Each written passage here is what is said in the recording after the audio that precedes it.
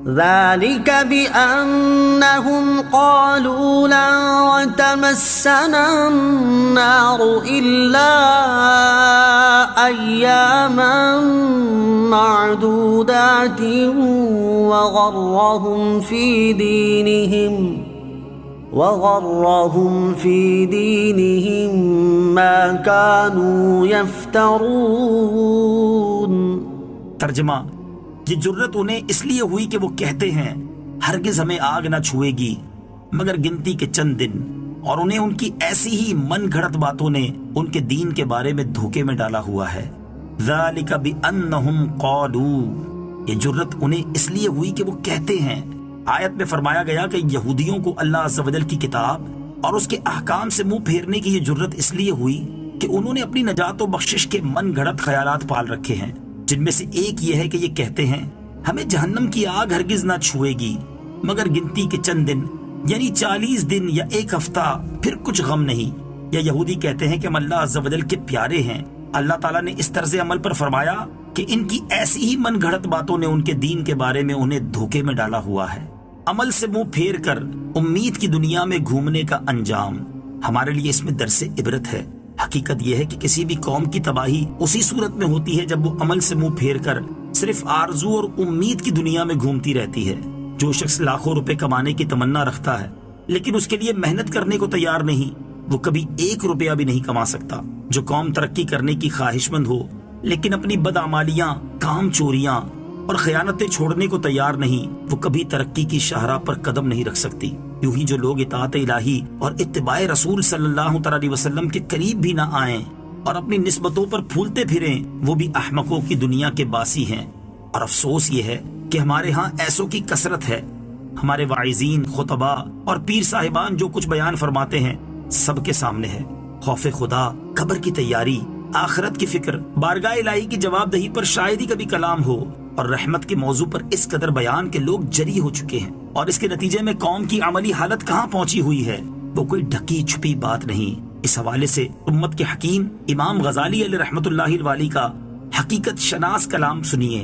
آپ نے کیمیائے سعادت میں تحریر فرمایا ہے، اگر علماء بھی واضح و نصیحت کے بجائے بازاری مقررین کا انداز اختیار کر لیں، لغویات و واہیات، بےہودہ گوئی اور بیکار باتوں سے دل بہلانا شروع کر دیں، جو عموماً دیکھا گیا ہے، تو لوگ غلط فہمی میں مبتلا ہو جائیں گے کہ کوئی بات نہیں، ہم جو کچھ بھی کرتے ہیں رحمت خداوندی ہمارے شامل حال رہے گی، تو قوم کا حال غافلین سے بدتر ہو جائے گا۔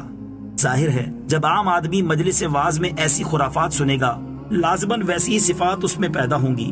آخرت کے خطرات سے ڈرنا تو درکنار، اس کے دل سے آخرت کا خیال بھی نکل جائے گا۔ پھر اسے جو کچھ بھی کہا جائے وہ یہی کہتا رہے گا، اللہ عز و جل بڑا رحیم و کریم ہے، میرے گناہوں سے اس کا کیا بگڑتا ہے، اور اس کی جنت کوئی تنگ و تاریک معمولی سی کوٹھڑی تھوڑی ہے، بلکہ وہ تو زمین و آسمان سے بھی زیادہ وسیع و کشادہ ہے، وہاں تو کروڑوں انسان بآسانی سمجھ آئیں گے۔ تو مجھ جیسے گناہگار سے اللہ تعالیٰ کا تنگ آ جانا خدا کی رحمت سے بعید ہے۔ ایسی لغویات اس کے دل و دماغ پر مسلط ہو جاتی ہیں۔ ذرا غور کریں کہ کیا امام غزالی رحمت اللہ تعالی علیہ کا فرمان ہمارے آج کے معاشرے پر صادق نہیں آتا؟ فَكَيْفَ إِذَا جَمَعْنَاهُمْ لِيَوْمٍ لَا رَيْبَ فِيهِ وَوُفِّيَتْ كُلُّ نَفْسٍ مَا كَسَبَتْ وَهُمْ لَا يُظْلَمُونَ۔ ترجمہ، تو کیسی حالت ہوگی جب ہم انہیں اس دن کے لیے اکٹھا کریں گے جس میں کوئی شک نہیں، اور ہر جان کو اس کی پوری کمائی دی جائے گی اور ان پر ظلم نہ ہوگا۔ فَكَيْفَ إِذَا جَمَعْنَاهُمْ، تو کیسی حالت ہوگی جب ہم انہیں اکٹھا کریں گے۔ یہاں من گھڑت امیدوں کی سواری پر بیٹھ کر خیالات کی دنیا میں سیاحت کرنے والوں کی بات ہو رہی ہے، جو عقیدہ صحیحہ سے لا تعلق اور اعمال صالحہ سے دور ہونے کے باوجود خواب و خیال میں اپنے آپ کو جنت کے بلند و بالا محلات میں قیام پذیر سمجھتے ہیں۔ ان کے متعلق فرمایا کہ قیامت کے دن ان لوگوں کی کیسی حالت ہوگی جب ہم انہیں جمع کریں گے اور جب انہیں ان کے اعمال کا پورا بدلہ دیا جائے گا۔ قُلِ اللَّهُمَّ مَالِكَ الْمُلْكِ تُؤْتِي الْمُلْكَ مَن تَشَاءُ وَتَنزِعُ الْمُلْكَ مِمَّن تَشَاءُ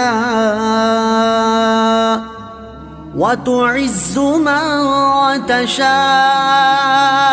وتذل من تشاء بيدك الخير إنك على كل شيء قدير۔ ترجمہ یوں عرض کرو، اے اللہ ملک کے مالک، تو جسے چاہتا ہے سلطنت عطا فرماتا ہے اور جس سے چاہتا ہے چھین لیتا ہے، اور تو جسے چاہتا ہے عزت دیتا ہے اور جسے چاہتا ہے ذلت دیتا ہے۔ تمام بھلائی تیرے ہی ہاتھ میں ہے، بے شک تو ہر شے پر قدرت رکھنے والا ہے۔ قل اللہم مالک الملک، یوں عرض کرو اے اللہ ملک کے مالک۔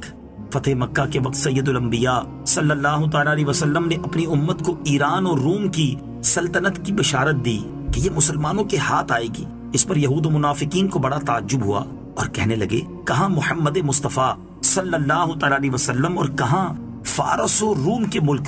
یہ تو بڑے زبردست اور نہایت محفوظ ملک ہیں۔ اس پر یہ آیت کریمہ نازل ہوئی اور آخر کار حضور اکرم علیہ الصلوۃ والسلام کا وہ وعدہ پورا ہو کر رہا۔